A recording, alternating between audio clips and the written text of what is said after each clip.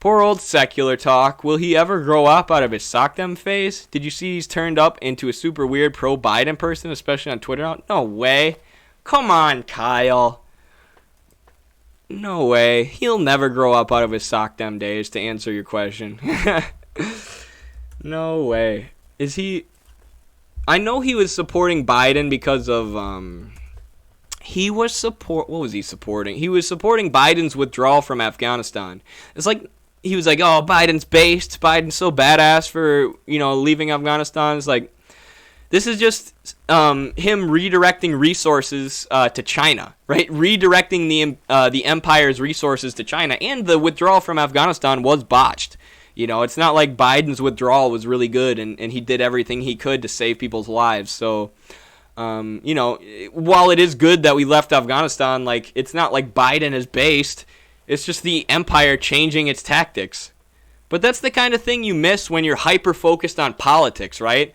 When you don't understand the economics of imperialism.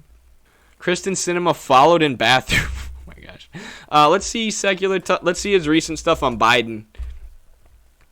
Biden is right. Yeah, here's the one I was talking about. See, I watched this entire video. I might have made a teaching social, what's my series? Teaching Marxism to Kyle Kulinski. I think I might have done one of those on this video. Oh, he's probably supporting this spending bill now, isn't he? See, Kyle Kulinski, maybe he's like Marco Rubio and he thinks this is actually Marxism. So this is he thinks absolutely fascinating. President Obama comes out and backs Biden's $3.5 trillion bill in a blow to right-wing Democrats. Take a look. Needing to pass comprehensive legislation, and even within the Democratic Party, there seems to be some divide. How do you think he is handling this particular moment, and what does he need to do to pass his agenda? Well, first of all, I think the Build Back America program, the package that you described, is something that America desperately needs. You're talking about us stepping up and spending money on providing child care tax credits, making those permanent to help families who for a long time have needed help when it comes to things like child. How can Obama say this stuff? This is what I don't get about Obama now that he's the media loves him and they just trot him out like this. He's like, these families have needed help for such a long time. It's like, you were the president for 8 years.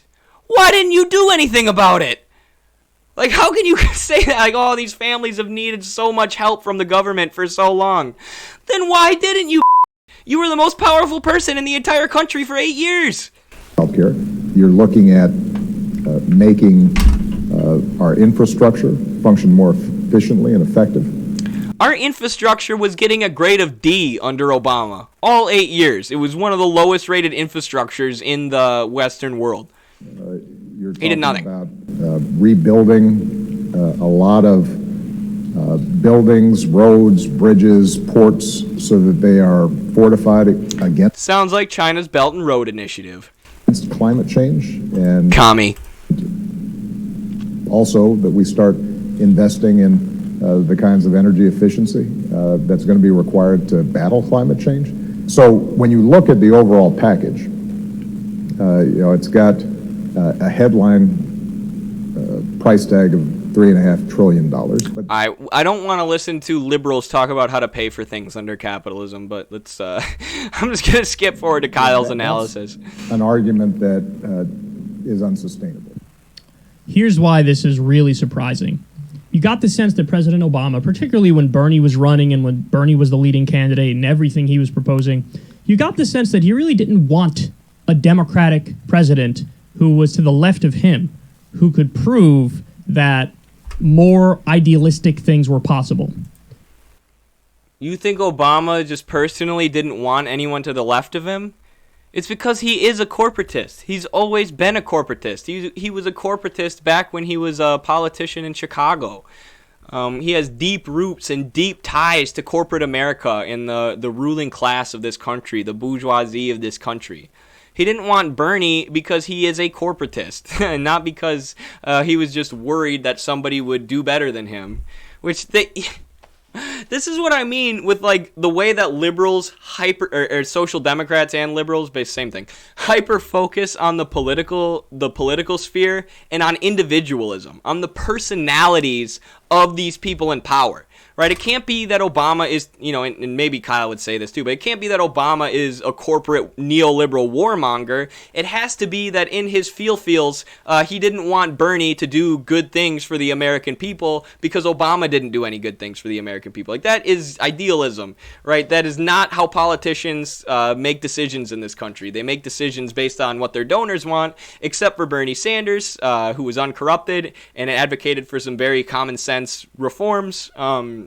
And was absolutely bombarded by the liberal establishment, which Obama is absolutely 100% a member of, and he's always been a member of it. He never planned to bring change. He never planned to bring or create universal health care. He is a corporatist. He had a full Democratic supermajority, and he didn't even fight for single-payer health care. He gave us a corporate half measure, Obamacare, which is a farther right health care program than any other country in the Western world.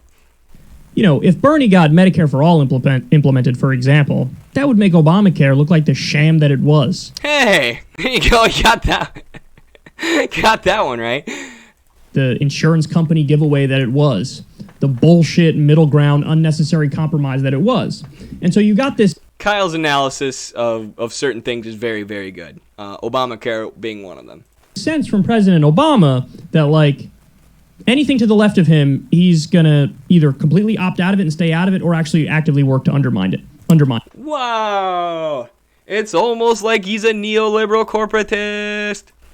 Well, now, with this $3.5 trillion Biden reconciliation bill, it's $3.5 trillion over a decade, by the way. He's coming out in favor of it. And that's surprising, because this is more idealistic and optimistic and more far-reaching than anything he's ever done. And now he's saying, I'm in favor of it. The other thing this does is it signals to so-called moderate Democrats, who are really right-wing Democrats and corporate Democrats and extremists. It signals to them, hey, listen, Obama was the guy who just took $400,000 from Wall Street to give a speech the second he stepped out of office. He's the guy who bailed out Wall Street. He's the darling of the establishment in many respects. All right, Kyle, you redeemed yourself. You started out the argument talking about Biden's personality, Obama's personality, and now you're redeeming yourself. You're realizing he's a corporatist. Good job. This is why I tell people that even though you're a sock dem, your analysis is usually stuff I agree with. He, as a representative of the establishment, says this is okay. Well, that puts a little bit more pressure on the so-called moderate Democrats now, doesn't it? Now, Manchin and Sinema might be a little bit of a different issue, because they almost, bask in the fact that they're, right-wing Democrats and almost flat-out Republicans. But to some of the so-called moderate Democrats in the House, and even there's a deification of Obama that his poll numbers are really still really high, despite... Yeah, and I want to talk about that deification of Obama. One of the main things that really I remember being a light bulb moment for me, and really figuring out what this country is about and what our political system is about, was we were reading this book about the military-industrial complex. And Obama was planning to end all the forever wars, right? He was talking about peace. He voted to increase the military budget and launch some like drone strikes that killed civilians within like 2 or 3 days of becoming president.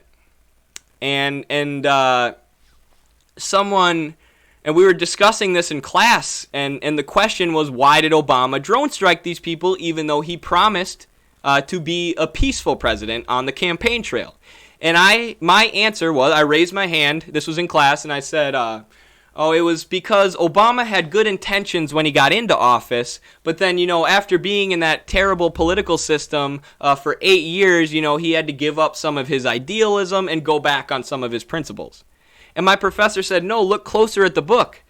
Obama said he was going to bring peace, and then he was killing civilians with drones 2 days into being president. And I was like, oh. So being proved wrong in front of the whole class about Obama and basically being exposed as being a lib in front of the whole class was a huge light bulb moment. I went, oh, Obama never wanted to bring us peace. He was always a puppet of Wall Street and the American empire and the weapons contractors. And that's why he drone striked so many people. And that showed me what our political system is all about.